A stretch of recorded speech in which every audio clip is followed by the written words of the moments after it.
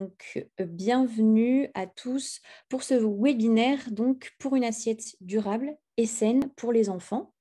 Donc, je m'appelle Florent chez La Belle Vie et je suis avec Manon qui est chargée d'animation pour animer ce webinaire. Manon, tu peux nous faire un petit coucou? Bonjour, c'est moi Manon. Voilà, donc Manon, elle va s'occuper surtout de répondre à vos questions sur le chat. Donc vraiment, n'hésitez pas, faites-le au fur et à mesure si vous avez des questions tout au long des interventions. Voilà, on est là pour répondre à vos questions. Donc par rapport, pour ceux qui ne nous connaissent pas encore vraiment, donc, on est l'association La Belle Vie. Donc une association qui a été créée en 2009 par Claire Groslo. Donc en fait, notre association, elle accompagne les lieux de vie de l'enfance, donc les crèches, les centres de loisirs, les assistants, assistantes maternelles, dans leur transition écologique. Donc en fait, l'association La Belle Vie, elle a développé une approche qui permet d'intégrer des pratiques tout simplement plus respectueuses de l'environnement, de la santé et, et du bien-être des enfants, mais aussi des professionnels. Donc aujourd'hui, l'association La Belle Vie, elle s'intéresse particulièrement à la thématique de l'alimentation durable. Pourquoi? Tout simplement parce que l'alimentation durable a un impact direct sur la santé des enfants. C'est aussi un enjeu et un levier majeur pour agir directement sur l'environnement et pour agir pour la préservation de la biodiversité. Et aujourd'hui, tout simplement, on souhaite redonner du pouvoir à vous, donc vous professionnels, mais aussi aux familles, pour offrir tout ce qu'il y a de meilleur pour les enfants d'un point de vue santé, nutritionnel, goût, tout en favorisant des modes de production qui respectent la biodiversité. Donc, pour animer ce super webinaire, je vous présente toute l'équipe. Donc, il va y avoir 3 intervenants. Donc, il va y avoir Thomas, qui est formateur en santé écologique chez La Belle Vie. Thomas, est-ce que tu es là? Est-ce que tu veux faire un petit coucou? Oui, je suis là. Bonjour Voilà. à tout le monde. Bonjour Thomas. Donc Thomas va nous parler de l'impact environnemental dans nos assiettes, des enjeux sur la santé et surtout, il va nous dire comment agir concrètement en donnant des exemples de pratiques écologiques. Ensuite, il y aura l'intervention de Noélia, Noélia qui est directrice de la crèche Weekend and Kid à Strasbourg. Bonjour Noélia, tu peux nous faire un petit coucou aussi. Bonjour à tous, bonjour à toutes. Bonjour Noélia. Voilà, donc Noélia, elle va nous parler de ses pratiques écologiques qu'elle a mis en place au sein de sa crèche. Et enfin, pour terminer, une dernière intervenante, c'est Isabelle. Bonjour Isabelle, est-ce que tu peux aussi nous faire un petit coucou? Oui, oui, bonjour à tous, bienvenue, Bonjour ravie d'être Isabelle. là. Et donc Isabelle, elle est responsable développement chez La Belle Vie et elle va nous parler de l'association La Belle Vie, bien sûr, mais aussi du label Écolo-Crèche. Alors écoutez, on va commencer avec l'intervention de Thomas. C'est parti Thomas, je te laisse la parole. Alors, nous allons commencer. On va vous proposer tout d'abord de prendre connaissance, conscience de l'impact sanitaire et écologique que peut avoir notre assiette, plus particulièrement l'assiette des enfants. On verra ensuite les enjeux et enfin, ensemble, comment agir pour une alimentation durable et saine pour les enfants. Donc, tout d'abord, concernant l'impact de notre assiette, on peut évoquer ici déjà l'équilibre alimentaire sur notre santé, avec l'importance vraiment de l'équilibre nutritionnel adapté aux besoins de l'enfant. Ensuite, deuxième impact aussi, il va y avoir les toxiques dans les contenants alimentaires et ses conséquences et qui impactent la santé.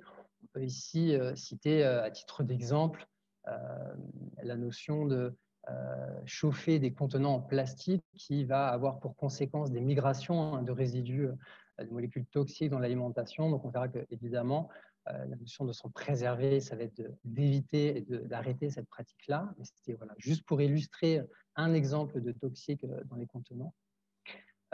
Ensuite, au niveau de l'alimentation en elle-même, évidemment, il y a les pesticides qui vont avoir un réel impact négatif, aussi bien sur la santé mais aussi bien sur la nature. On peut citer comme exemple, qui est malheureusement un peu un sujet d'actualité, la chlordécone, par exemple, qui était un produit phytosanitaire qui était utilisé pour lutter contre le charançon du bananier et qui perdure encore au jour d'aujourd'hui dans le sol et qui a des conséquences très importantes. Par exemple, en Martinique, on observe le plus haut taux de cancer, par exemple, de la prostate. Et les sols, malgré que la molécule était interdite en 1992, on voit que cette molécule est encore présente. Donc, on voit bien que notre assiette a un impact vraiment potentiellement à long terme aussi bien sur la santé que la nature. Et puis, on peut évoquer évidemment des protéines animales aussi, qui sont dans les protéines animales, les produits animaliers sont les plus polluants, qui ont un impact environnemental très lourd et des impacts sur notre santé aussi. On verra qu'il existe aussi des alternatives à ces protéines animales. Et puis, nous allons aborder plus précisément justement ces enjeux liés à ces protéines animales dans la partie suivante, qui sont les chiffres clés et les enjeux. Non, c'est bon, tu peux la mettre, Florence, c'est bon. Ensuite, il y aura aussi l'impact de la provenance et du transport. Évidemment, l'impact du transport sur l'environnement est très fort. Il entraîne aussi des impacts sur la santé, en dégradant par exemple la qualité de l'air extérieur, évidemment, mais aussi sur l'effet de serre. On peut évoquer aussi l'ultra-transformation. On pourrait résumer ça par le fait que les produits ultra transformés relèvent plus de la chimie que de la cuisine. C'est un peu quand vous regardez un plat transformé, vous regardez l'étiquette et puis vous dites mais il n'y a aucun de ces ingrédients que j'ai dans ma cuisine. C'est qu'on est sur un produit qui relève plus de la chimie que, on va dire, que de la réelle cuisine. Alors, je ne sais pas, Manon, si peut-être de ton côté, il y a déjà des questions avant de partir. Il n'y a pas encore de questions, mais n'hésitez pas à inscrire vos remarques ou poser vos questions. Et au fil de l'eau, je les ferai remonter à Thomas pendant son intervention. Alors, il y a Marion, d'ailleurs, à ce propos, qui nous demande pouvez-vous redonner le nom du pesticide connu en Martinique? Et il y a un problème du son il y a eu un problème du son quand tu l'as évoqué. D'accord. C'est la chlordécone. Peut-être l'écrire dans le chat. C'est bon pour toi au niveau de l'orthographe maintenant? Oui, c'est bon. Ok. Voilà, comme on a fait un peu le point là sur la notion d'impact, on va s'intéresser plus particulièrement aux enjeux que représentent certains de ces éléments. Et du coup, on va aller sur des chiffres clés des enjeux et on va s'intéresser à l'élevage et à l'agriculture. Voilà, c'est ça, tout à fait. Alors, pourquoi l'élevage et l'agriculture? Eh bien, tout d'abord parce que l'élevage et l'agriculture intensive engendrent une pollution des eaux par les pesticides et les nitrates et donc des animaux aquatiques. Vous avez certaines molécules qui vont avoir des durées de vie très très longues et qui vont continuer à polluer le sol, l'eau, même encore plusieurs années après leur interdiction. Donc, il y a vraiment des choix à faire à ce niveau-là dans le type d'aliments, de produits bruts qu'on peut choisir pour la consommation aussi. On peut citer aussi les cultures nécessaires à l'alimentation de l'élevage et noter que c'est la première cause de déforestation dans le monde en termes d'impact aussi direct. Et puis, un chiffre aussi à partager, 14,5% des émissions de gaz à effet de serre proviennent de l'élevage. Et pour le coup, le climat est un fort acteur de la chute de la biodiversité. Donc, c'est vraiment quelque chose aussi à tenir en compte dans la notion d'enjeu que représentent l'élevage et l'agriculture et le choix qui est fait. Donc là, on était sur l'élevage et l'agriculture. Il y a aussi des enjeux liés à la pêche. L'agriculture intensive, mais aussi la surpêche sont la première cause de dégradation de la biodiversité. Ça, c'est une chose aussi importante à avoir à l'esprit.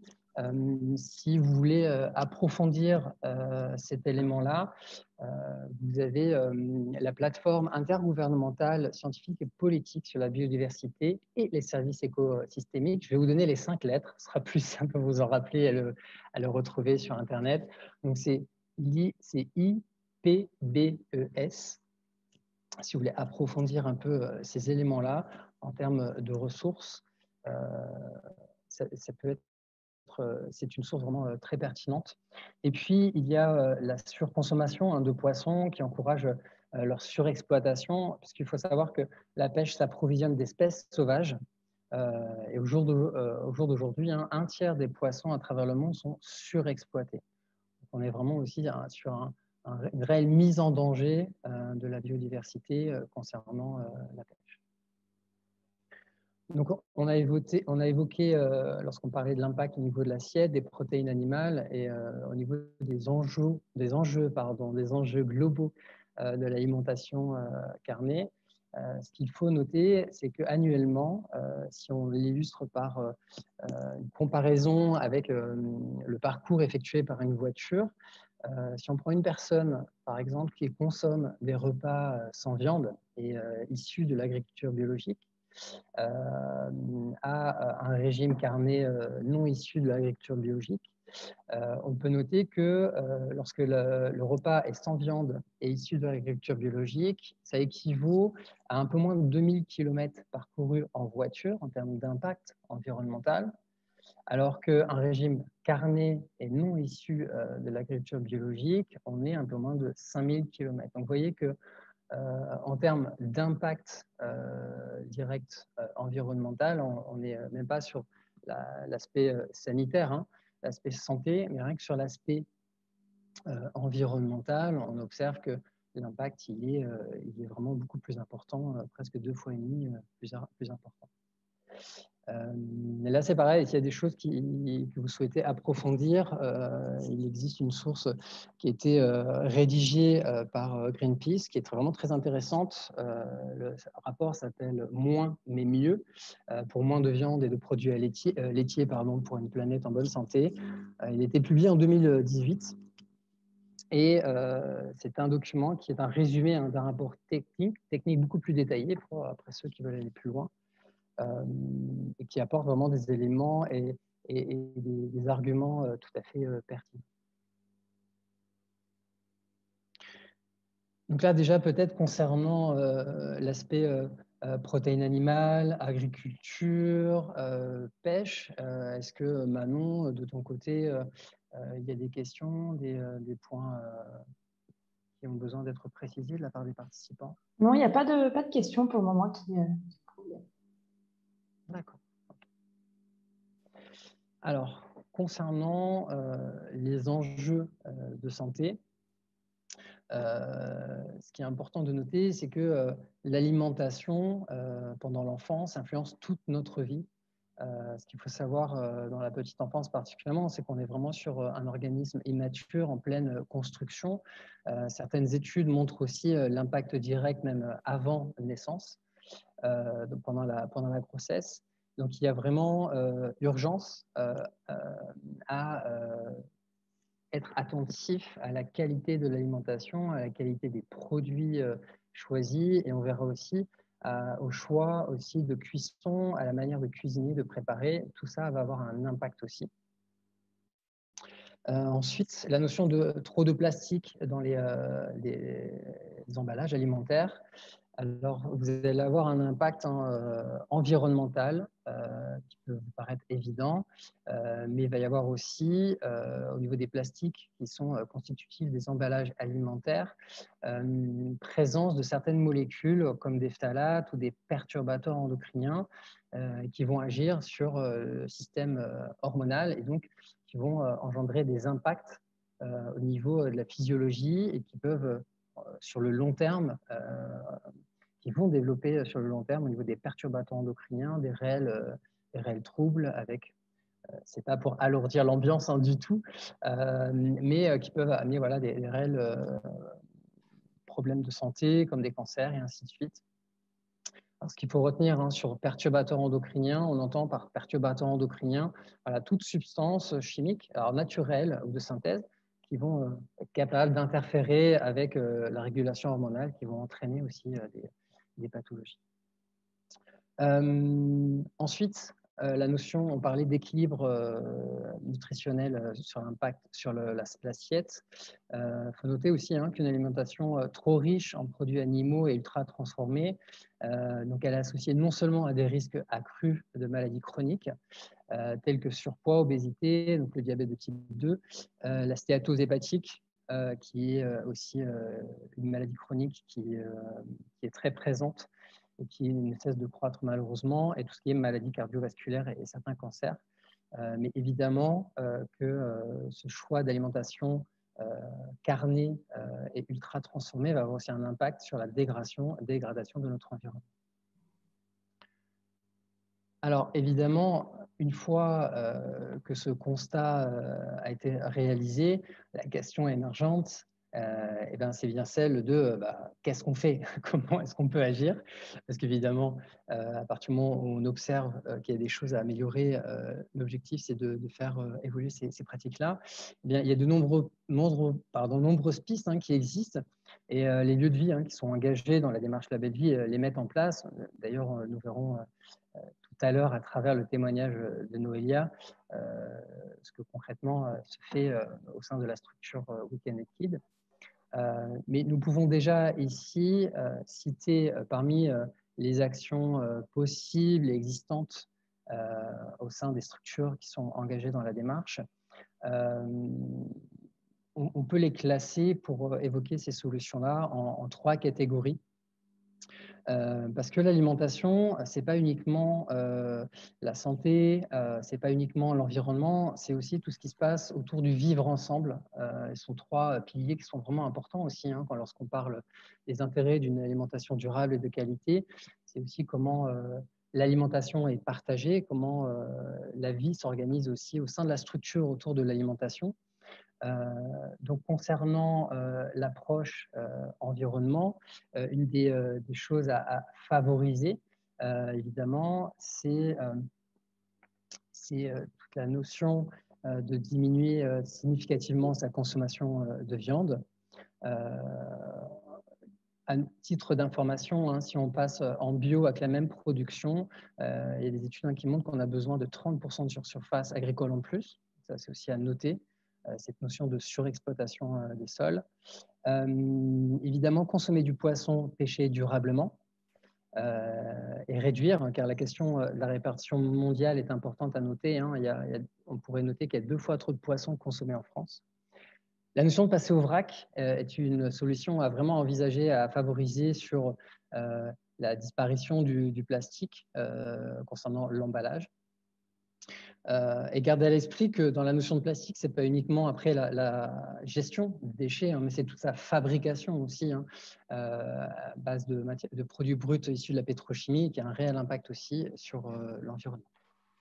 Ensuite, évidemment, tout ce qui est supprimer la vaisselle jetable, supprimer les aliments ultra transformés et puis cuisiner davantage, favoriser la transformation des produits bruts, l'accompagnement aussi par les professionnels des enfants dans le fait d'être acteur de la transformation aussi de ces produits bruts par différents ateliers, par différentes implications au sein de la structure. Il y aura aussi la notion de favoriser le bio et le local, puisque la notion de saisonnalité est une chose extrêmement importante et la saisonnalité va jouer aussi un rôle sur la qualité nutritionnelle des produits. La notion d'éthique animale aussi, sur l'origine de la viande, si donc le choix qui se fait sur le fait de continuer à avoir des plats carnés, ça peut être aussi intéressant dans cette réduction et de favoriser, lorsque le choix est possible, au mieux localement évidemment, de pouvoir acheter local et éviter les élevages intensifs. On pourrait utiliser le terme d'élevage extensif, du coup, pour évoquer cela. Et puis, il y a aussi la notion de gaspillage alimentaire. à prévenir. Il faut noter que le gaspillage alimentaire, c'est le deuxième élément de la chaîne alimentaire le plus polluant en termes de dioxyde de carbone, après la production et bien devant le transport. Donc, vous voyez que sur la notion de prévenir le gaspillage alimentaire, on est vraiment sur une notion d'action sur laquelle on peut vraiment intervenir.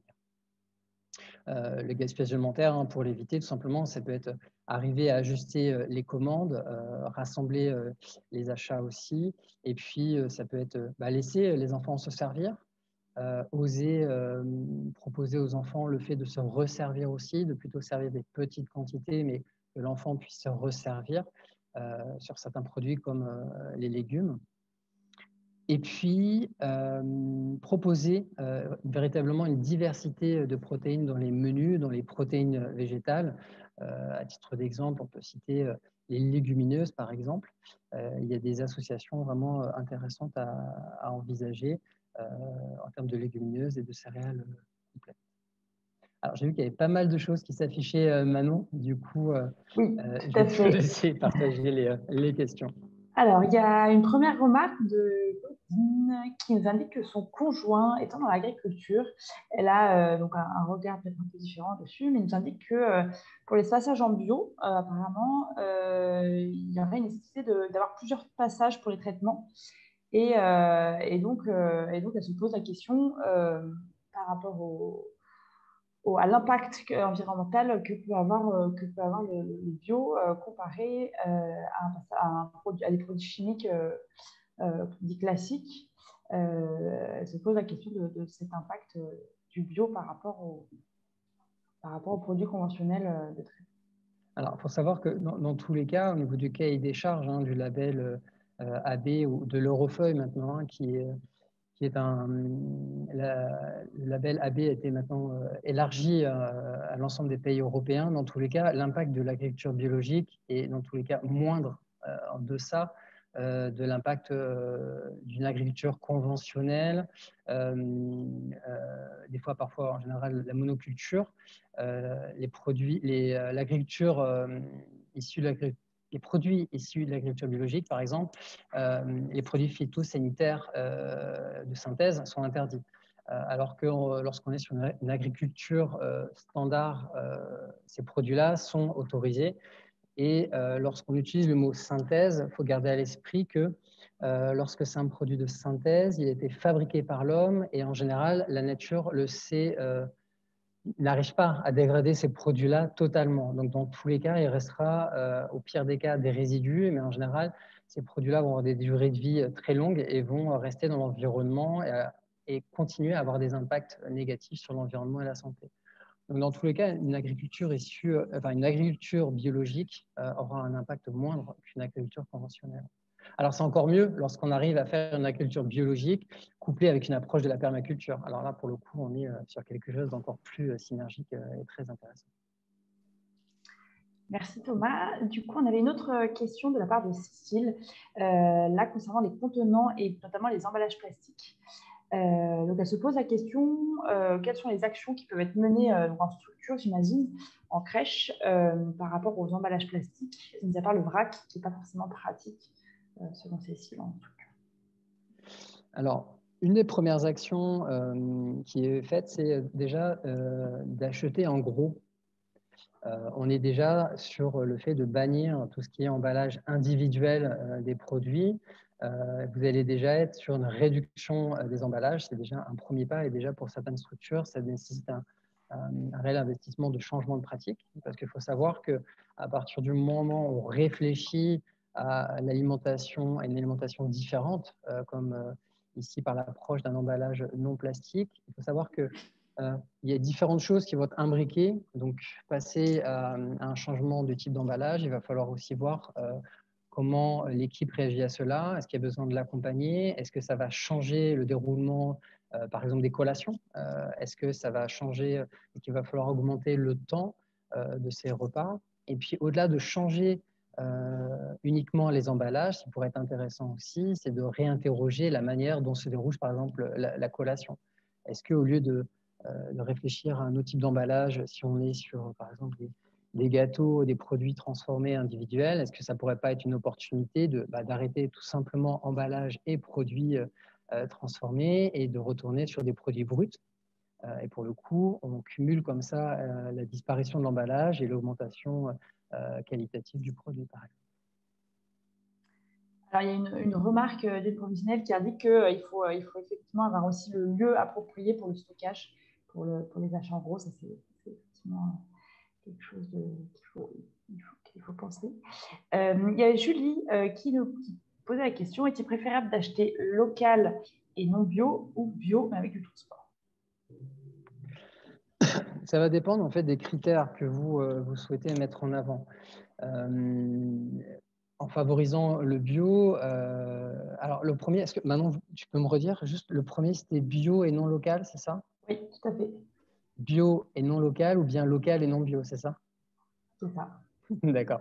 Alors, un bio avec du transport ou bio et non bio et local. Alors, juste pour redéfinir, hein, on entend par local un produit qui a été fabriqué à, on va dire, environ une centaine de kilomètres. Ça va dépendre des régions où vous êtes situé. Donc, le bio, vous allez vraiment mettre en avant, évidemment, l'aspect environnemental, mais surtout l'aspect santé du produit. Après, si c'est un produit qui est fait en France et pas tout à fait local, vous allez avoir un impact moindre que si c'est un produit bio et qui vient d'un pays européen. Il faut savoir aussi qu'un produit bio, il y a une éthique derrière qui n'est pas toujours présente. On peut citer malheureusement cette région d'Almeria en Espagne où vous avez des produits bio qui sont fabriqués un peu à la chaîne. Oui, ils sont bio, mais les conditions de travail des salariés, de la main-d'œuvre là-bas est juste catastrophique. Et puis, vous pouvez aussi avoir un produit non bio, mais non bio dans la notion de labellisé. C'est-à-dire que vous pouvez avoir aussi un produit local. Donc ça, c'était la deuxième choix qui a été proposé. Vous pouvez avoir un agriculteur aussi, un maraîcher, qui produit localement, qui a fait le choix de ne pas pouvoir être labellisé et qui est sur une agriculture raisonnée. Et vous allez vous rapprocher d'une qualité bio sans avoir le label. Donc après, ça dépend vraiment de quels critères vous favorisez davantage. Après, vous pouvez avoir du local fait à 20 km, mais votre produit il est rempli de pesticides. Donc, c'est à vous en fait d'identifier qu'est-ce qui vous paraît le plus pertinent en choix. Il me semble que d'un point de vue santé, il est vraiment intéressant. J'ai envie de dire, c'est ni l'un ni l'autre dans les solutions, dans les propositions que vous faites, ni l'une ni l'autre. Je dirais que la meilleure solution, c'est bio et local. Alors ensuite, on a des remarques par rapport aux emballages, enfin aux bio de grande surface, notamment les tomates en hiver provenant de loin, les légumes locaux mais non bio. Voilà, c'est des petites remarques. On a Aurélie qui nous a quittés, mais qui était ravie de participer. Alors, il y a Vanina qui nous demande, existe-t-il des recommandations officielles concernant l'alimentation végétarienne chez les enfants de moins de 3 ans? Je cherche ce genre de document pour appuyer la demande de réduction des protéines animales dans la crèche, mais elle n'a pas encore réussi à trouver de document. Alors, vous avez le guide de recommandations nutritionnelles de la petite enfance qui existe et qui vous informe toute la notion de grammage des repas. Et je vous invite vraiment à le lire. Alors, de souvenir, je crois que c'est la page 8 ou la page 9 de ce document-là. Il y a 2 lignes très intéressantes, entre autres que, et ça des fois par habitude ou culture professionnelle, c'est quelque chose qu'on oublie. Vous avez dans ce document bien stipulé le fait que tout ce qui est apport protidique, apport laitier par exemple, que le grammage indiqué est un maxima à ne pas dépasser. Alors que pour les produits comme les légumes, les fruits, le grammage est un grammage moyen et qui peut être largement dépassé aux besoins de l'enfant. Et rien que sur ces 2 types d'informations qui sont communiquées, il y a déjà énormément de travail à faire parce que parfois, il y a toujours cette sensation de fournir au maximum à l'enfant, qu'il ait un maximum de protéines pour bien grandir. Et puis parfois, par manque d'information et de connaissances, on oublie que ça reste un enfant reste il a un organisme immature en construction et pour le coup, le fait d'avoir des repas avec trop de protéines, on va être sur une mise en difficulté de son organisme parce que il n'est pas fait pour traiter autant de protéines. Je vous invite vraiment à lire ce document parce que il donne des éléments assez intéressants et en donnant un cadre qui permet justement d'explorer aussi de nouvelles solutions, de nouvelles pistes. Alors, après, on revenant sur les contenants, sur les emballages et le contenant, il y avait Nathalie qui nous partageait le fait qu'ils faisaient tout leur goûter fait maison. Il n'y a plus de gâteaux emballés. Et suite à ça, il y a Baïja qui a répondu en indiquant que sur son département, la PMI n'est pas très favorable aux faits maison et consommés sur place par les enfants. Quels arguments peut-elle avancer pour avancer sur ce sujet avec la PMI? Là, en général, ces principes de précaution qui s'entendent complètement de la part de la PMI, on est sur des soucis de s'assurer d'une traçabilité et d'une mise en sécurité, en fait, tout simplement dans les étapes de fabrication. Donc là, moi, je vous invite, en fait, tout simplement à établir, en fait, un peu votre protocole de comment se déroulent ces ateliers, comment vous assurer de la bonne hygiène au cours de la réalisation de ces recettes-là, et puis de contacter la PMI et d'échanger avec elle pour vraiment partager et puis en toute transparence expliquer comment vous réalisez les choses et puis s'il y avait des choses à améliorer, et de voir avec la PMI comment vous pouvez améliorer ces choses-là. Et en général, il y a une grande disparité en effet au niveau des territoires, des fois même au sein d'un même département, sur la possibilité ou non de réaliser des ateliers de transformation de denrées alimentaires avec les enfants. On le voit aussi, par exemple, avec des œufs entiers ou pas. Il y a déjà cette disparité au niveau des territoires. Alors, je crois qu'il nous reste 2 minutes pour les questions, donc on va faire une dernière question. Il y a Elisabeth qui indiquait qu'elle avait travaillé avec le guide en question, mais pourtant, maintenant, on dit que l'apport le plus tôt possible de différents produits permet de lutter contre les allergies. Est-ce que ce guide en question ne mériterait pas un toilettage au regard des nouvelles réflexions alimentaires? Tout à fait d'accord. Tout à fait d'accord. C'est pour ça que je précisais que c'est un cadre, mais qui vous permet justement d'aller explorer d'autres choses. On peut citer, juste à titre d'exemple, justement sur la notion des céréales. Il y a énormément de choses à explorer sur les différentes origines céréalières, de sortir du blé ou simplement du riz et d'aller explorer différentes choses. Je pense en termes de farine, d'aller explorer la farine de châtaigne, de camut, d'épeautre, par exemple.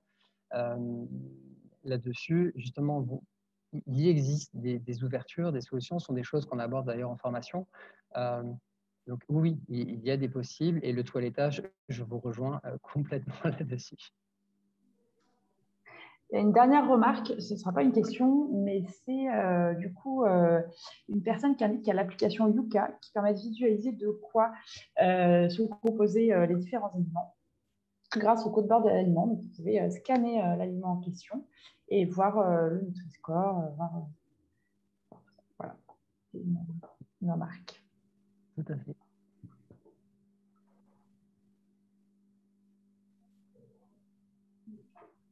Donc, du coup, on va vous partager maintenant un petit questionnaire, un petit sondage. Donc, Thomas, je te laisse introduire peut-être la question avant que je lance le questionnaire.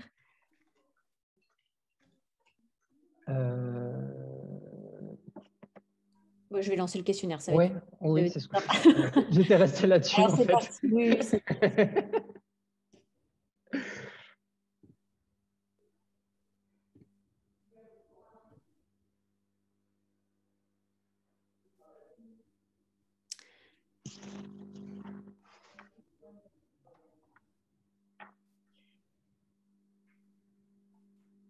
Donc voilà, vous avez 4 questions qui viennent de s'afficher normalement. Donc, on vous laisse le temps de répondre.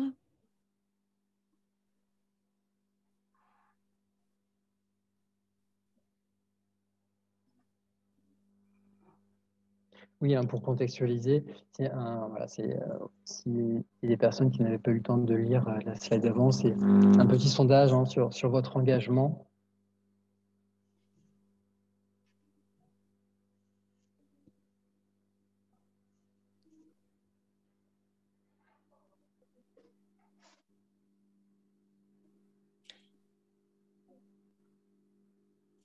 Alors, il y a une question si le questionnaire concerne les structures.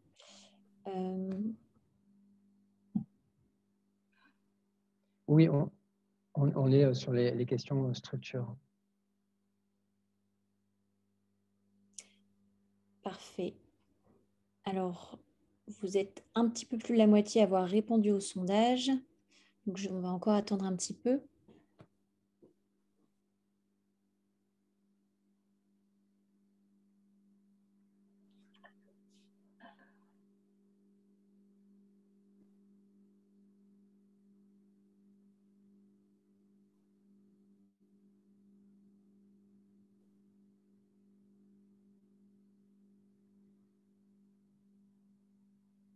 Alors, on a beaucoup de nouvelles questions sur le chat. Hein. Il y a beaucoup de questionnements. Je vous propose qu'on réévoque certaines questions après le questionnaire, le sondage. Oui. Si on a le temps. Oui. Alors, il y a 67% des personnes qui ont répondu, 69. J'en attends encore une petite minute.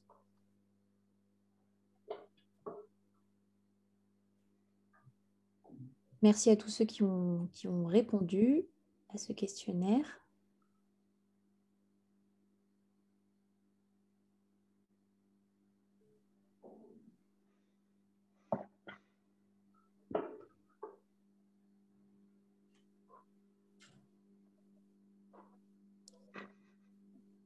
Mais écoutez, j'ai l'impression que voilà, je vais vous mettre fin au vote, si c'est bon pour tout le monde. Attention, 3, 2, 1.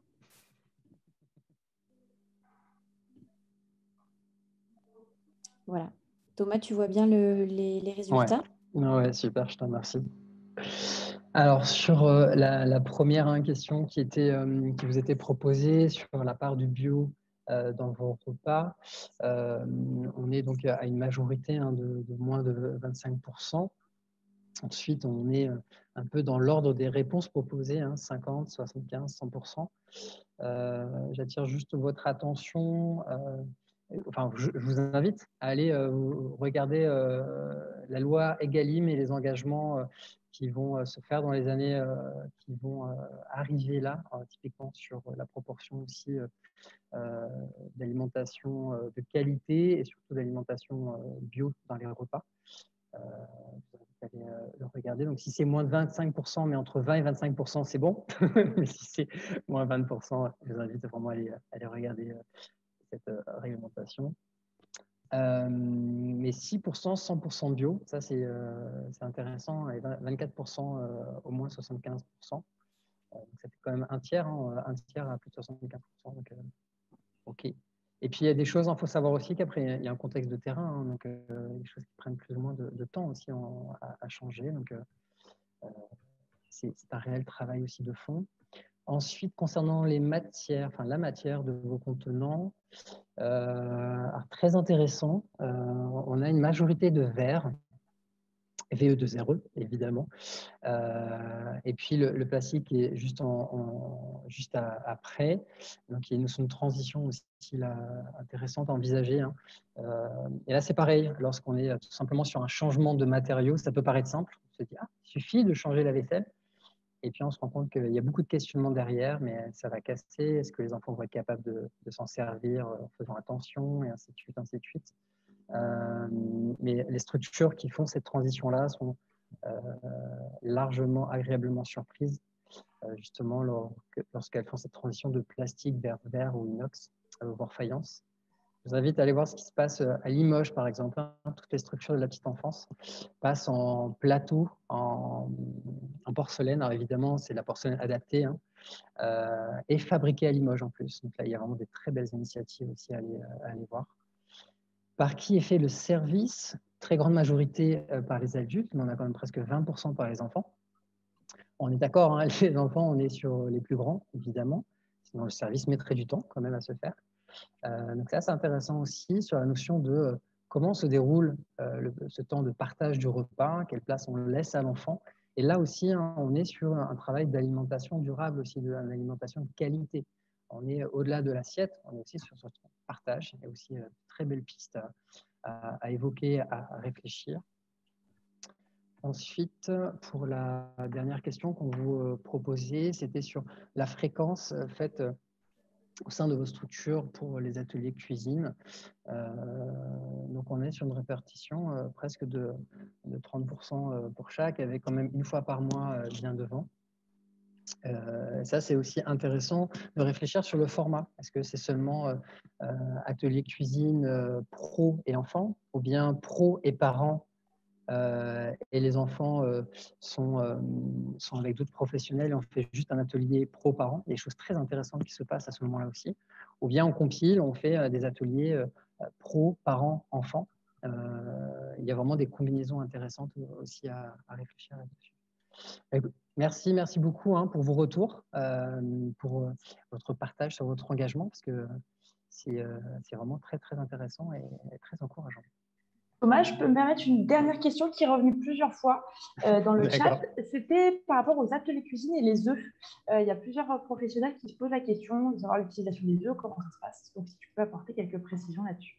Alors, l'utilisation des œufs, en fait, fait partie. En fait, les œufs font partie de ce qu'on appelle en réglementation paquet hygiène. On appelle ça des aliments à risque, un peu comme la viande hachée fraîche. Donc, il y a des territoires où le choix est fait d'interdire en fait l'utilisation des œufs frais parce que ça nécessite une réelle réflexion et surtout un réel protocole d'utilisation et de manipulation des œufs. Donc, il y a des territoires où des PMI préfèrent interdire en fait l'utilisation des œufs, mais vous avez des structures qui ont l'autorisation d'utiliser les œufs. Donc, c'est pas de dire ah c'est nul. Non, c'est que ça se comprend et en général, parfois, il y a un historique aussi derrière parce qu'il y a eu trop de toxi-infections alimentaires collectives sur le territoire ou dans le secteur. Et pour le coup, par précaution, pour le bien-être et la santé des enfants, il y a cette interdiction-là. Et pour le coup, faut garder à l'esprit que ça peut être quelque chose qui peut être retravaillé aussi avec la PMI, voir un peu si c'est possible de faire évoluer ces choses. C'est la raison pour laquelle, en général, il y a des PMI qui préfèrent interdire l'utilisation des œufs frais. Merci du coup pour ces précisions. On avait aussi, je termine sur le chat, on avait des remarques notamment sur les contenants alimentaires où, par exemple, Annick indique que chez Emmaüs, on trouvait tout ce qu'il y a en verre, en Pyrex. Il y a des structures qui indiquent qu'elles ne regrettent pas du tout le passage au verre, mais le coût n'est pas le même. Effectivement, il y a un coût d'investissement dès le départ. Voilà, il y avait pas mal de remarques sur... Ah oui, il y a une Nathalie qui demandait plutôt verre ou inox pour le changement.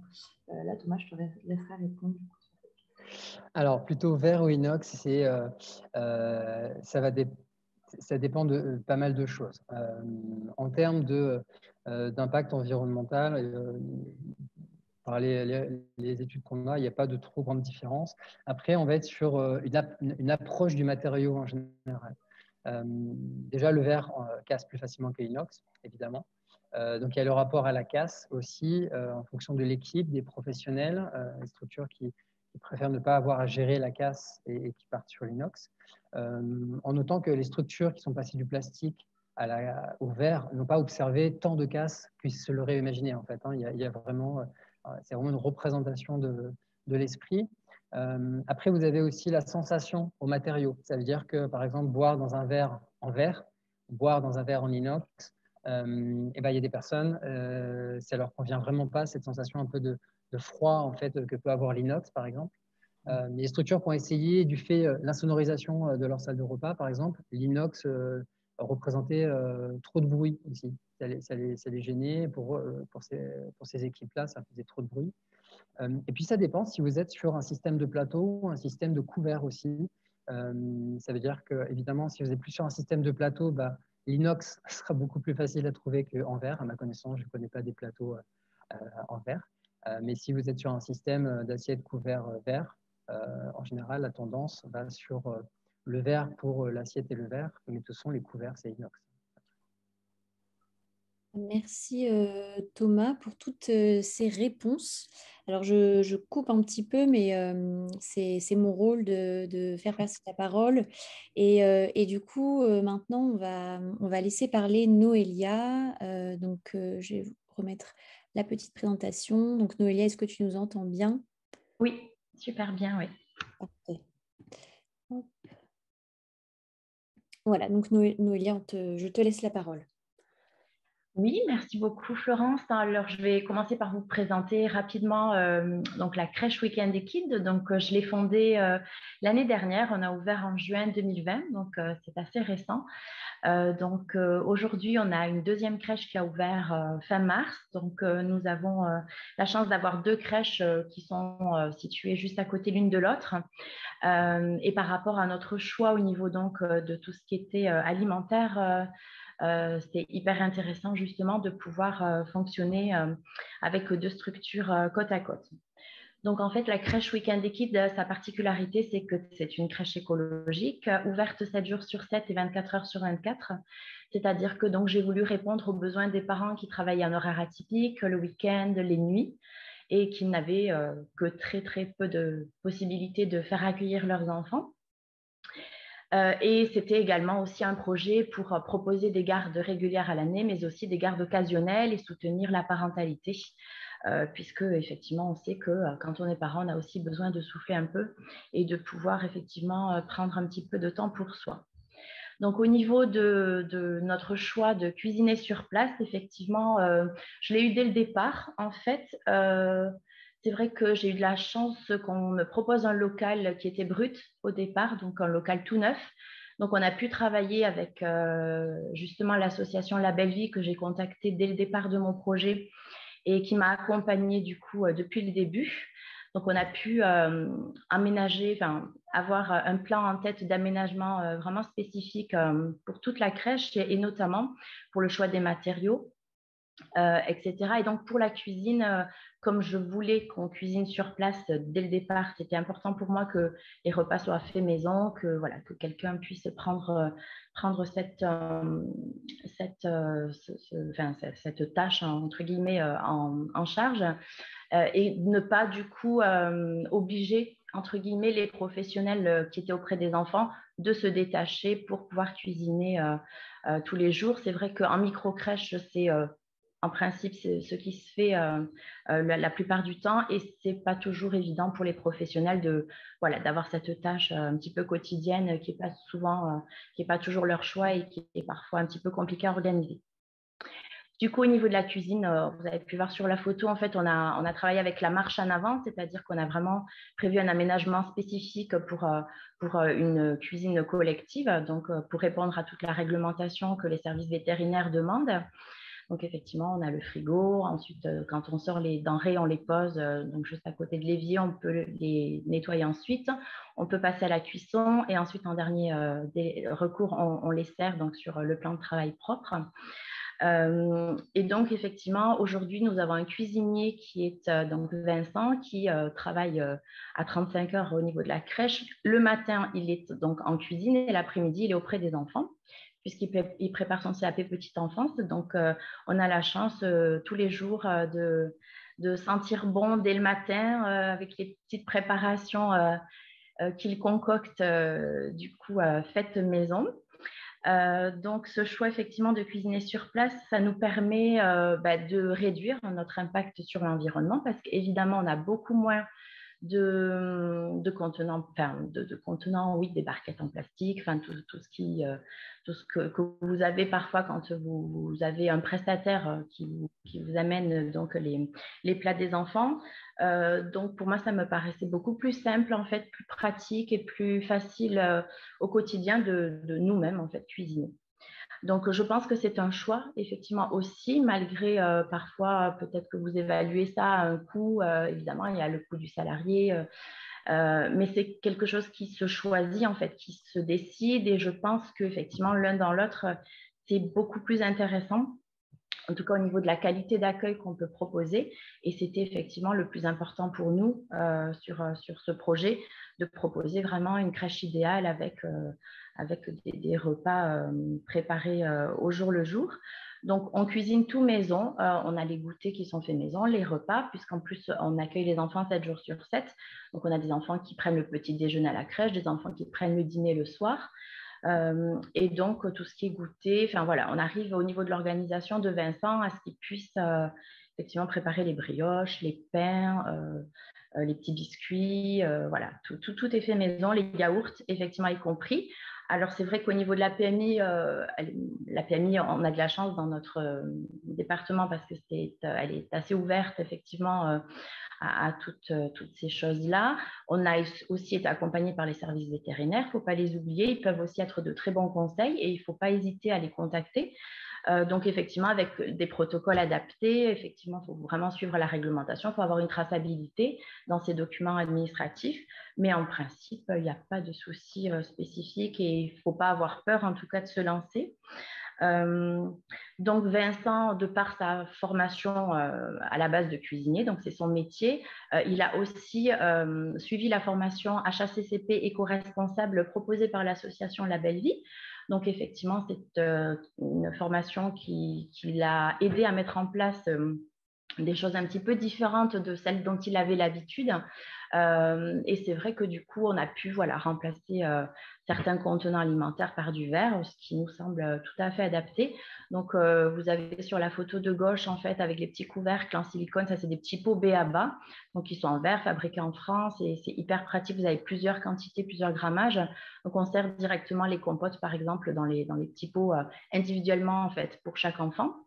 On fait les repas de façon individuelle aussi, puisque en fait, nous, on travaille avec l'approche piclérienne, donc c'est vrai que tout est très individualisé. Les repas se font avec un adulte et un enfant. On prend le temps. On n'a pas vraiment de repas de groupe parce qu'en plus, on a beaucoup de bébés, pas vraiment d'enfants plus grands.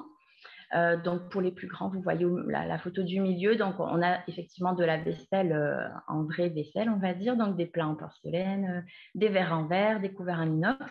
Ça se passe super bien parce qu'effectivement, les enfants, très rapidement, quand ils boivent au verre, par exemple, ils prennent conscience, en tout cas, du poids du verre, par exemple. Donc, ils font attention. Et effectivement, si on les habitue tout de suite, dès le début, c'est peut-être plus facile que quand on propose d'abord le petit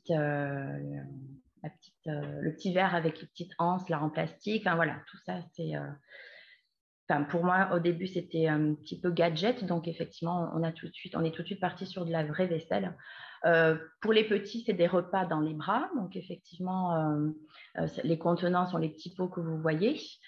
Dès qu'un enfant est capable de s'asseoir et de manger assis, on le met sur une petite table-banc. C'est la table-banc Piclair pour ceux qui connaissent. Et puis, dès qu'ils sont un peu plus grands, on les met sur des tables, comme vous voyez au milieu, en fait, avec un petit tabouret. Et l'enfant mange effectivement seul ou avec un camarade, en fait. Donc, au niveau, effectivement, Noélia, Oui. Excusez-moi, je me permets de vous couper 2 secondes. Il y a une professionnelle qui nous demande où elle peut trouver les petits pots avec couvercle qui est sur la gauche. Ouais, B.A.B.A, vous les trouvez partout dans les magasins de puériculture, sur Internet, sur leur site, peut-être aussi dans les grandes surfaces, je pense. Mais en tout cas, dans les magasins de puériculture, c'est sûr que vous en avez au rayon alimentation du bébé. Ok, super, merci. Donc, je poursuis avec notre démarche aussi de effectivement tisser des partenariats et de travailler en circuit court, puisqu'effectivement, quand on est en ville ou en campagne, je pense que c'est assez facile aujourd'hui quand même de trouver des producteurs locaux avec lesquels on peut effectivement travailler de façon plus ou moins proche, on va dire. Donc, nous, on fournit auprès d'une coopérative de producteurs locaux. Donc, pour tous les produits, effectivement, en circuit court, certains sont bio, d'autres agriculture raisonnée, d'autres ont le label Déméter. Voilà, ça dépend, en fait. On trouve, en tout cas, c'est que des produits de qualité. Pour les produits bio qu'on ne trouve pas, on va aller dans un magasin bio, en fait, classique. On essaye aussi de privilégier les produits, notamment au niveau des céréales, comme vous voyez sur la 3e photo, donc des céréales qui sont produites le plus près possible, en tout cas, de notre région. Et du coup, effectivement, voilà, la difficulté, c'est parfois, effectivement, de trouver tous les produits dont on a besoin au quotidien dans le même magasin ou chez le même fournisseur. Donc, c'est pour ça qu'on est obligé un petit peu de mixer. Et donc, on fait quand même les courses une fois par semaine. Et là, on arrive à avoir un fonctionnement assez pratique et qui roule bien. Au niveau des partenariats, des circuits courts, effectivement, on travaille avec les produits de saison, donc ça c'est aussi quelque chose d'important. Donc les menus sont faits en fonction effectivement des produits de saison, des fruits et des légumes de saison. On essaye de travailler sur des menus sur une semaine et puis on diversifie sur le mois. On essaye de varier les menus. On est aussi tenu effectivement de respecter les régimes alimentaires de chaque enfant. Chaque enfant a des âges différents, donc ça fait partie aussi un peu de la difficulté de la mise en place des menus et de l'élaboration des menus. Donc c'est aussi Vincent qui s'occupe de ça. Au niveau des partenariats, on travaille aussi avec une association qui récupère les composts, par exemple. Donc, effectivement, ça peut être intéressant aussi de trouver des partenaires locaux qui proposent, qui innovent un petit peu, qui viennent chercher, qui viennent récupérer en fait vos emballages, vos composts, tout ce qu'on peut avoir en tout cas et dont on a besoin de se débarrasser pour en faire des choses utiles en fait pour d'autres projets. Donc ça fait partie effectivement de ce qu'on souhaite continuer à développer au niveau des partenariats au niveau local. Et puis donc pour terminer par notre fonctionnement au quotidien, donc comme je vous l'expliquais en fait le matin, Vincent donc cuisine les repas donc pour la journée. On fait aussi les yaourts faits maison. Alors il nous est arrivé de faire des gâteaux, des brioches avec des œufs. Effectivement, enfin voilà, ça dépend des PMI, mais je pense que si vous justifiez par un protocole, par quelque chose d'écrit, normalement, il n'y a pas de problème du moment que les œufs sont frais, que vous respectez la date de péremption, etc. En tout cas, nous, voilà, on ne s'interdit rien, on essaye de faire attention à tout ce qu'on fait, on les fait dans les demandes réglementaires qui existent. On a une traçabilité qui est vraiment faite de façon très sérieuse parce que c'est effectivement important en cas de contrôle ou en cas de justificatif. Donc ça s'est fait au quotidien quand Vincent cuisine, voilà, la prise de température, le service effectivement à 63 degrés, etc.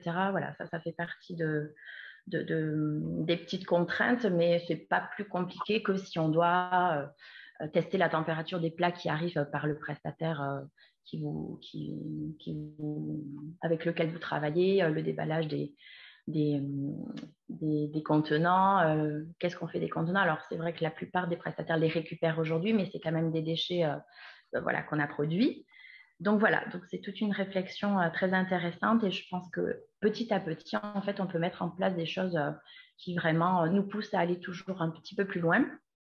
Là, au niveau de nos résultats, ce qu'on peut dire, c'est qu'effectivement, on a très peu de gaspillage déjà au niveau alimentaire. Les enfants mangent quasiment tous tout le plan en fait qu'on propose. Il y a très peu comment dire, on ne jette quasiment pas de restes, donc très peu de gaspillage alimentaire. Donc ça, c'est vraiment génial. C'est vrai que du coup, c'est quand même, je pense, meilleur en termes de goût. Donc c'est peut-être pour ça aussi qu'on a peu de pertes. Les enfants mangent tout, ça c'est vraiment chouette. Au niveau effectivement de la vaisselle, donc il n'y a pas de casse, hein, voilà, on a un lave-vaisselle, on lave ça quotidiennement. Les enfants mangent des produits frais, des produits de saison, ça leur permet aussi effectivement de découvrir le goût, de voir Vincent à l'œuvre parce que donc la cuisine est ouverte, donc les enfants sont devant, enfin souvent viennent le voir, quand ça sent bon, ben, on vient voir ce que Vincent prépare, enfin voilà. C'est effectivement, ça met de l'ambiance dans la crèche, ça permet aux enfants de se rendre compte un peu du quotidien, hein, comme à la maison quand ils cuisinent avec papa et maman. Évidemment que les parents apprécient aussi beaucoup parce que c'est parfois des enfants qui ne mangent pas beaucoup à la maison, mais finalement à la crèche mangent tout ce qu'on leur propose. Donc voilà, ça fait plaisir aussi aux parents. Donc au niveau des menus, on a aussi élaboré des journées en fait, où on propose des plats végétariens, on propose du poisson sur certaines journées. Voilà, on essaye aussi d'adapter au niveau de ce qu'on peut proposer. pour varier un peu tout ça. Qu'est-ce que je pourrais encore vous dire? Effectivement, au niveau du coup de l'équipe en elle-même, c'est très pratique parce que voilà, l'équipe de pro est auprès des enfants toute la journée. Vincent prépare les repas. Chaque référent, comme on travaille avec l'approche piclérienne, c'est le référent de chaque enfant qui s'occupe d'aller chercher le repas et le donner à l'enfant. Donc l'organisation est bien calée là-dessus. On a très peu d'enfants qui sont malades. Enfin, on n'a jamais eu de problèmes gastriques ou de gastro. En un an, en fait, on n'a jamais eu ce type de soucis de santé. Et du coup, toute l'équipe est vraiment très satisfaite, moi aussi. Donc là, le but, effectivement, c'est d'arriver donc à vous convertir, on va dire, à des fonctionnements un petit peu plus adaptés, un petit peu plus maison, un petit peu plus confortable pour tous. C'est vrai qu'après, j'entendais que l'inox, ça peut faire du bruit, etc. Évidemment, quand vous avez des grandes salles, des grandes crèches, ça peut être problématique pour les professionnels. Mais je pense qu'il y a une solution, effectivement, à tous ces petits détails qui peuvent être problématiques, effectivement, pour les équipes. Et en tout cas, voilà, je pense que... En tout cas, n'hésitez pas si vous avez des questions... Mais on est très, très content d'être parti là-dessus et en tout cas, on continuera sur ces propositions pour les futures crèches puisque notre but est aussi d'essaimer un petit peu et de proposer ce type de crèche un petit peu innovante au niveau national. Voilà, n'hésitez pas si vous avez des questions. Merci Noélia, du coup, pour cette belle présentation. Il y a effectivement pas mal de questions qui sont venues dans le chat. Alors, une des questions qui est revenue, ce serait d'abord de savoir combien d'enfants vous accueillez. Alors, c'est une micro-crèche, donc en fait, maximum, on a 10 enfants. Ok. Après, il y avait une première question auquel vous avez plutôt répondu, c'était de savoir si la crèche avait été bien validée par la PMI. Oui, tout à fait. Ouais, on a un agrément, effectivement, oui, 7 jours sur 7, 24 heures sur 24. Et la PMI a aussi validé le fait, effectivement, qu'on puisse cuisiner sur place sans aucun souci. Merci. Après, vous avez eu pas mal de personnes qui vous soutiennent, qui vous félicitent pour ce beau projet. Ensuite, il y a une personne qui se demandait sur la cuisine, sur le plan de travail. Elle voulait savoir si c'était du bois, à savoir si... Alors, c'est une cuisine classique, en fait. Il n'y a aucune demande particulière de ce côté-là. Pas besoin d'avoir une cuisine professionnelle, inox, etc. Pas du tout.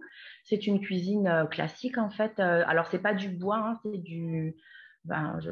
c'est pas du bois, parce que le bois, par contre, c'est exclu justement par rapport effectivement à tout ce qui est microbien, etc. Mais c'est une surface classique, en fait, de cuisine, comme vous pouvez avoir à la maison. C'est pareil, il n'y a aucune contrainte spécifique là-dessus. Il y avait une personne qui vous demandait par rapport aux normes HACCP et au contenant, au vrac, je veux dire, et au numéro de lot. Comment est-ce que vous gérez ça? Alors, en fait, moi, je garde les factures des producteurs chez lesquels, en fait, je me fournis. C'est vrai qu'après, quand on achète, effectivement, on prend la date d'achat, on trace par rapport à ça. Mais tout ce qui est céréales, en fait, il n'y a pas vraiment de problématique de santé ou de conservation. Pour l'instant, il n'y a pas de spécificité là-dessus, quoi. Ok. Il y a Annick qui doit être proche de chez vous, puisqu'elle indique que vous avez la même PMI et qu'elle fait aussi les yaourts faits maison. Voilà. Donc, c'est super chouette de pouvoir avoir les mêmes pratiques sur le même territoire. Il y a Elisabeth qui indiquait que chez eux aussi, il faut tout en régie directe et uniquement en produits frais et livrés par un prestataire. Félicitations à vous aussi, de votre côté. Ensuite, il y avait Elisabeth, toujours pareil, une autre Elisabeth, il me semble, qui indique que la difficulté, c'est que dans les structures publiques, donc plutôt, je pense, les structures municipales, on est obligé de prendre des marchés publics et donc nous n'avons pas accès aux grandes surfaces ou autres. Donc ça, c'est vrai que c'est une difficulté différente de contexte sur laquelle il faut travailler à un autre niveau. C'est plutôt au niveau des élus petite enfance et de la municipalité. Il faut travailler et, donc sur les marchés publics. Donc, c'est un autre niveau. On peut dire, il y a peut-être moins la même liberté que dans les structures privées comme nous. Il y a une autre structure qui indique qu'une difficulté pour eux, c'est de se faire livrer. Alors, c'est vrai que la localisation peut contraindre par rapport aux prestataires. Après, il y avait une autre difficulté par rapport à ce que vous indiquiez, c'était peut-être la capacité de la crèche. Il y a une structure qui accueille 72 enfants. Donc, pour les contenants, c'est une autre histoire. Il y a Aude Renard qui voulait vous demander sur quel outil vous vous basez pour faire les menus et quelles sont vos références pour les établir. Aucun outil spécifique. En fait, on fait notre petit menu hebdomadaire par rapport à des idées de recettes qu'on trouve sur Internet, par rapport aux idées de Vincent, aux produits de saison. On varie. C'est nous, en fait, qui réfléchissons à ça. Donc, parfois, les professionnels qui disent « Ah bah tiens, on pourrait faire une salade de fruits avec tel ou tel fruit. » Enfin, voilà, c'est vraiment rien de spécifique, juste nos idées à nous, quoi. Merci du coup pour ce retour. Alors après, il y a Julie qui a dit que je suis convaincue par votre fonctionnement, j'ai hâte de le mettre en place. Donc, c'est hyper chouette. Quel est votre coût moyen par repas? Julie, notre Julie qui vous demande. Alors, je ne l'ai pas du tout calculé. Ça, c'est quelque chose que j'ai pas. Alors, moi, j'avais eu des rendez-vous avec des prestataires extérieurs pour effectivement évaluer en fait ce que ça pouvait coûter. Donc, à l'époque, celui que j'avais vu, c'était à peu près 4 € par enfant. Et donc, je pense qu'on ne doit pas être au-dessus des 4 € par enfant. Enfin, ça, ouais. Mais c'est pas quelque chose que j'ai encore calculé. En tout cas, ça n'est pas une donnée importante, on va dire, pour moi. Merci Noélia, du coup, pour ce retour. Il y a eu d'autres questions qui sont revenues. Alors, il me reste peu de temps pour les questions. Est-ce que vous utilisez l'eau du robinet ou l'eau en bouteille? Oui, c'est l'eau du robinet. C'est l'eau du robinet que là, justement, la PMI nous conseille en plus. Donc, voilà, elle est bonne, en fait. Il n'y a pas de souci par rapport à ça. Donc, c'est effectivement l'eau du robinet. Super, merci. Et une dernière question pour la route. Vous n'avez pas recours à une diététicienne? Si, effectivement, parce qu'en fait, au début, comme on avait prévu donc pas mal de formations au niveau de l'équipe, on avait toutes passé la formation HACCP. Et donc, c'était une diététicienne qui nous l'avait donc faite.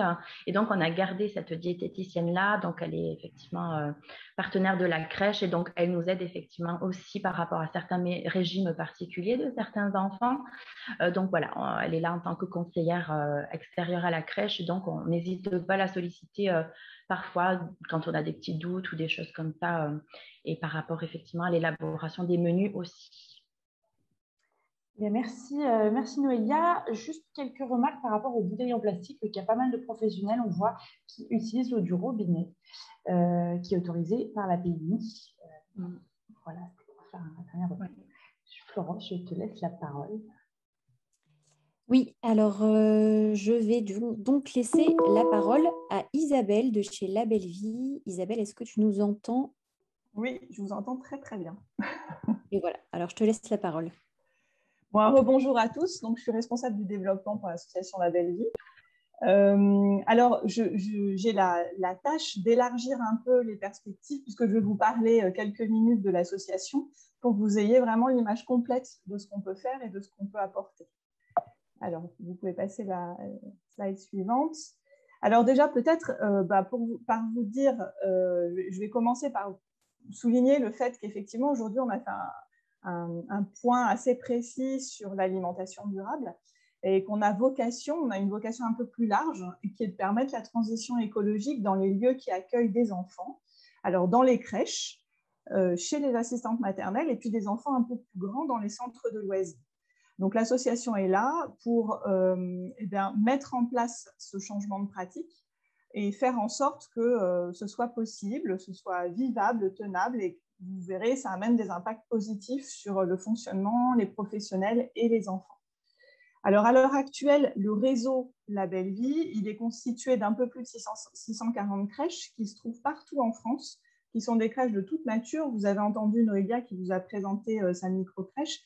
On accompagne également des crèches de plus de 80 berceaux, des gestionnaires, qu'ils soient associatifs, d'entreprises ou gérés par des collectivités.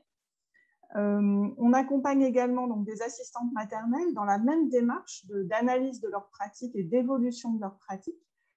Voilà, actuellement, 6 assistantes maternelles en France sont labellisées.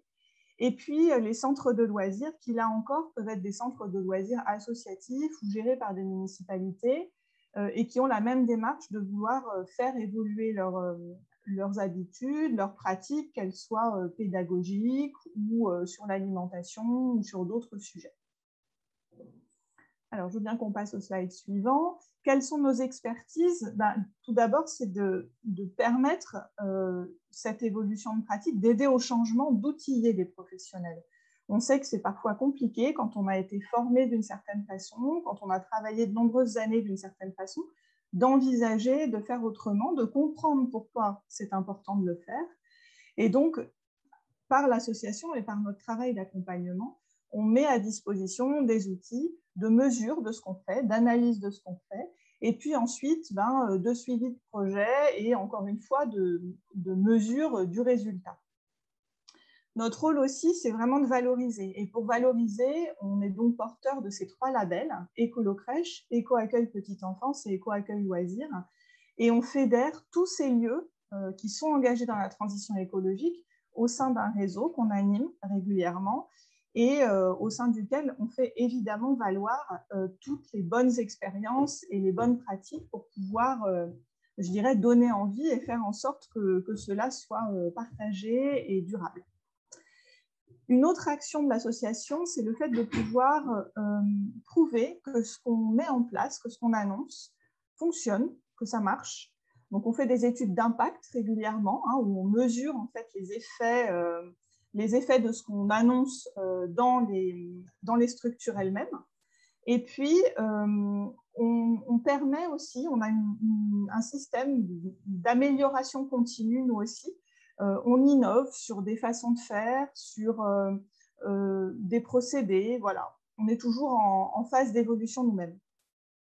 La dernière action de l'association, c'est de sensibiliser et d'influencer. Alors, vous voyez, par ce type d'événement, notre but, c'est vraiment de partager avec le plus grand nombre nos valeurs, nos expériences et encore une fois, de pouvoir exprimer que c'est possible. On a également pour vocation vraiment de faire bouger tout l'écosystème petite enfance. Donc, les EAJE, les assistantes maternelles et puis les centres de loisirs, mais aussi toutes les institutions qui sont en lien avec ces établissements-là, c'est-à-dire les CAF, les PMI, etc. Alors, je vous disais il y a 2 minutes, nous, notre volonté, c'est aussi de montrer que ça marche, que ça impacte et que ça impacte positivement. Donc, en fait, c'est cette approche qui est très pragmatique et très transversale. Encore une fois, aujourd'hui, on a parlé de l'alimentation, mais si Noélia avait 1 ou 2 heures, elle aurait pu parler aussi des activités avec les enfants, de l'exposition à la nature, de tout un tas de choses, du projet d'équipe que ça peut constituer à l'intérieur d'une structure. Donc, voilà, cette approche, elle est très transversale et elle a des bénéfices sur la santé des enfants et des professionnels. On travaille beaucoup à la réduction des toxiques à l'intérieur des structures, sur le fait d'avoir davantage de reconnexion à la nature au quotidien, notamment par les activités avec les enfants. Ça a un impact aussi sur le bien-être au travail et la qualité de vie, parce que c'est un projet qui est très fédérateur dans une équipe et qui donc fait en sorte que les équipes viennent avec encore plus d'appétence travailler à l'intérieur de la structure. Évidemment, la mesure de l'impact environnemental, on la réalise régulièrement au début du projet et au moment de la labellisation. Et on constate qu'effectivement, il y a des effets sur, par exemple, moins de produits polluants rejetés dans la nature, moins de consommation d'eau, un meilleur tri des déchets. Voilà, ce sont des impacts qui sont directement liés aux actions que font les structures. Je vous ai parlé déjà plusieurs fois de ce projet d'équipe qui est fédérateur à l'intérieur d'une structure.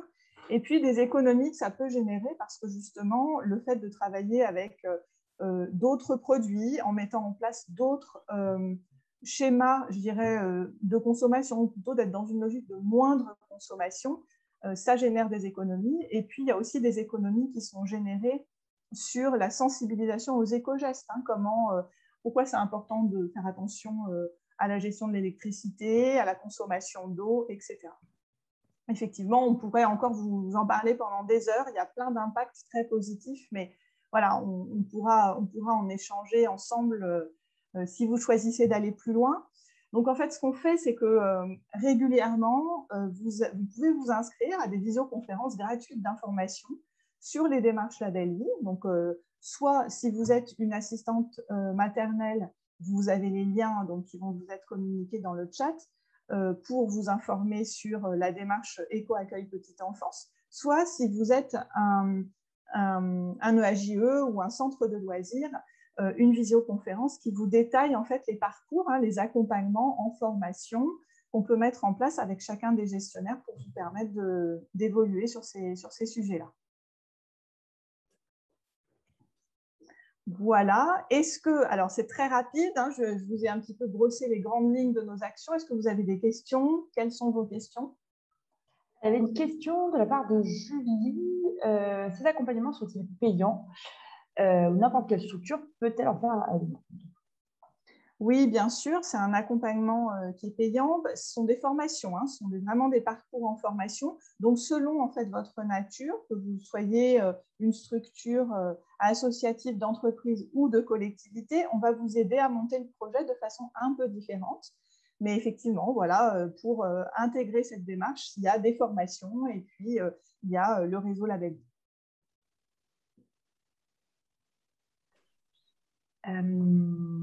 Merci Isabelle. Il y a des participants qui remercient Noélia pour son intervention et l'équipe Label Vie pour les interventions qui sont toujours aussi motivantes dans la concrétisation du projet. Il y a une autre personne, Elisabeth aussi. On a beaucoup de jolies d'Elisabeth aujourd'hui, j'ai l'impression. Je dois reprendre un marché public denrées alimentaires. J'ai introduit des prescriptions bio. Avez-vous d'autres pistes à explorer? Alors là-dessus, je pense qu'il faudra peut-être que vous repreniez contact avec nous. On propose des formations, on peut vous accompagner aussi là-dessus. Isabelle, je ne sais pas si tu veux préciser des éléments par rapport à ce type de demande. Oui, je crois qu'il faut vraiment voir effectivement si c'est une question spécifiquement sur ce sujet ou si c'est une question qui s'intègre dans une réflexion un peu plus large sur les achats éco-responsables à l'intérieur des marchés publics. Et ça, effectivement, on peut en discuter avec vous. Donc, n'hésitez pas à vous inscrire à une conférence d'information. Encore une fois, on viendra vers vous ou à nous contacter directement après cet appel pour qu'on puisse caler ça avec vous. Alors, on me demande où je suis basée. Je suis moi-même en région parisienne. En fait, l'équipe est à la fois en région parisienne et à Marseille. Je vous envoie le lien pour les ASMAT. Il y avait une demande pour les conférences téléphoniques d'information sur la démarche pour les ASMAT et pour les centres de loisirs et les crèches. Je vous les ai renvoyés dans le chat.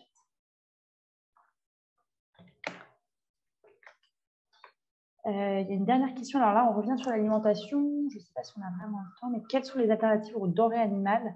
Alors là, c'est Charline qui revient vers nous là-dessus. Je ne sais pas si Thomas est encore là. Oui, je suis encore là. Ok, peut-être que c'est plutôt de ton ressort.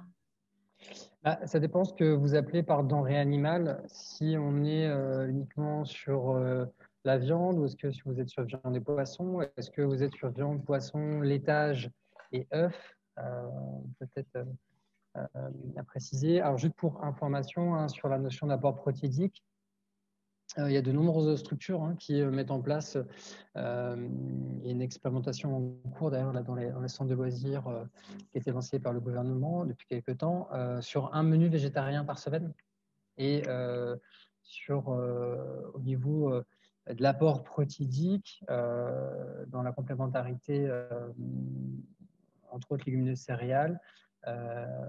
Ça se fait complètement et très bien. Et puis, il faut savoir aussi que sur la notion de un repas végétarien par semaine, il faut garder à l'esprit aussi que l'équilibre, l'apport nutritionnel se base aussi sur 20 jours. C'est quelque chose qui est lissé aussi, ou dans certaines structures, le lissent sur 1 semaine ou 2 semaines. Donc, c'est quelque chose à garder à l'esprit. En général, dans les structures, en tout cas pour les structures qu'on accompagne, je pense encore à une structure d'hier, par exemple. En général, les structures sont plutôt en hyper-apport protidique ou en hyper-apport de laitage qu'en hypo. J'ai jamais vu de structure qui était en sous-apport là-dessus. Donc, il y a vraiment de nombreuses alternatives qui existent. Merci Thomas. Manon, est-ce qu'il y a encore... Alors, il y a une petite dernière remarque, là, c'était plutôt par rapport à la démarche. Il y a Pauline qui indique que toutes les structures de son territoire vont être labellisées et qu'il y a une prise en charge financière de la communauté de communes. Donc, ça, c'est quelque chose à avoir en tête. Si vous souhaitez vous engager dans la démarche, effectivement, il peut y avoir une prise en charge financière. Donc, n'hésitez pas à vous connecter aux conférences téléphoniques dont je vous ai remis le lien plus haut dans le chat pour avoir plus d'informations, notamment sur ces financements-là. Super. Merci Manon, merci aux 3 intervenants et surtout merci à vous pour votre participation, pour toutes vos questions, vos échanges et surtout merci pour votre engagement autour de cette thématique de l'alimentation durable. Donc, dans l'objectif d'améliorer toujours plus nos événements, on va vous mettre dans le chat un petit questionnaire de satisfaction. N'hésitez pas à le remplir voilà, pour nous aider et pour pouvoir améliorer nos échanges, notamment potentiellement nos prochains webinaires en ligne. Donc, si vous voulez avoir plus d'informations sur La Belle Vie, n'hésitez pas à aller faire un tour sur notre site internet. Donc, Manon va vous remettre le lien dans le chat. Et on est aussi présent sur tous les réseaux. Donc, vous pouvez nous suivre sur Facebook, sur Instagram et sur LinkedIn. Et enfin, si vous voulez avoir toute l'actualité écologique et vivante de La Belle Vie et de ses communautés, vous pouvez vous inscrire à notre Belle News. Donc, c'est notre newsletter qui s'appelle La Belle News. Et on vous met aussi le lien d'inscription dans le chat. Donc, ça fait beaucoup de liens, mais beaucoup d'informations. Et vous allez voir, on partage vraiment tous nos événements, toutes nos bonnes pratiques. Et c'est le moment aussi pour vous de poser vos questions, si vous reste encore des questions à poser. Donc, n'hésitez pas. Et prochainement, voilà, on va communiquer vers d'autres événements. Donc, n'hésitez pas à rester à l'affût de toutes ces informations. Donc, juste avant de se dire au revoir, il est 14h29. Je vais faire une petite photo. Donc, je vais vous demander de vous tenir prêt. On va faire une petite photo pour avoir un petit souvenir de ce webinaire. Et donc, je veux tout le monde les pouces en avant ou avec un joli petit sourire. Attention, c'est parti. 1, 2, 3. Et voilà. Parfait. Et je vais en refaire une deuxième. Comme ça, on a tout le monde. Et c'est parti. 1, 2, 3. Et voilà. C'est bon pour moi. Mais écoutez, au nom de toute l'équipe La Belle Vie, je vous remercie pour votre participation. Si vous avez des questions, surtout, envoyez-nous vos questions, vos demandes sur le site La Belle Vie, sur nos réseaux sociaux. Et je vous souhaite à tous une très bonne journée.